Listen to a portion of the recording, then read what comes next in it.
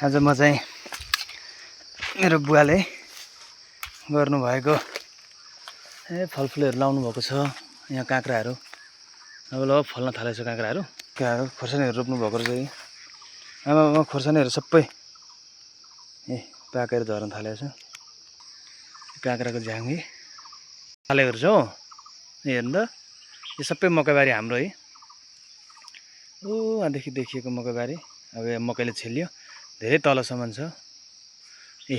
केराहरू के गर्नु, घरै बस्नु त रहर लाग्छ नि। बाध्यता परिस्थिति परदेश नै पर्छ। यो चाहिँ हाम्रो पुरानो घर हो।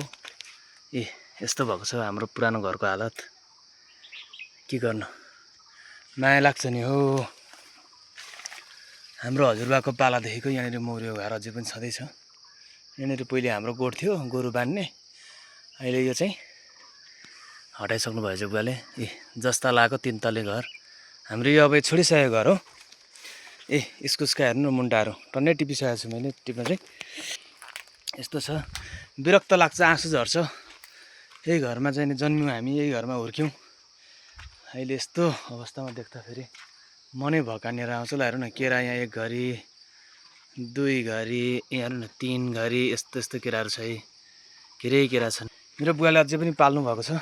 मेरो एकदम बेस्ट फ्रेन्ड केटो के छ, आइज आऊ, माया लाग्छ है, आइज। यस्तो माया लाग्छ, के गर्नु, यस्तो छ। अब मैले चाहिँ फाइनल्ली यहाँनिर खोजेर है यो मुन्टा काँक्राहरू लिइसकेको छु। फर्सीको मुन्टाहरू पनि टिपेको छु। मकैहरू चाहिँ अहिले यस्तो भइसकेको छ। मकै चाहिँ अब नचढाइकन खानु हुँदैन भनेर भन्नुभएको थियो बुवाले। साह्रै माया लाग्छ। के गर्नु हो, आफ्नो गाउँघर। हाम्रो पुरानो घर है गाइज। यो चाहिँ गोरु बान्नु भएको छ बुवाले अहिले। यो हाम्रो पुरानो घर, यहाँ हाम्रो बसोबास छैन। धेरै माया लाग्छ, धेरै सम्झेको छु यो घरलाई। हामीले माया लागेर हाम्रो बुवाकै नेतृत्वमा हामी दाजुभाइ सबैजना मिलेर यो घरलाई जस्तो लायौँ। म यतापट्टिको पनि म बारी देखाइदिन्छु ल हाम्रो। हेर्नु त यो घर है। यो घरको यति धेरै माया छ। त्यही भएर हामीले जस्ताहरू ठोक्रिएको छौँ। त्यही पनि जस्ता पनि अझै पनि अब ख्याल आइसकेको छ। यसपालि फेरि हिउँदमा रङ रोपन गर्ने हाम्रो दाजुभाइको सल्लाह छ। ले हेर्नु यता यो सबै बारी हाम्रो, यता सबै हाम्रो, यता मास्तिर यता आएकाहरूको यो पनि फाटिलो जग्गाहरू छ।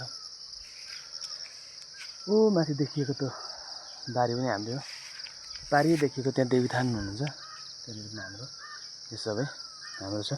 बुवा बुवा बुवा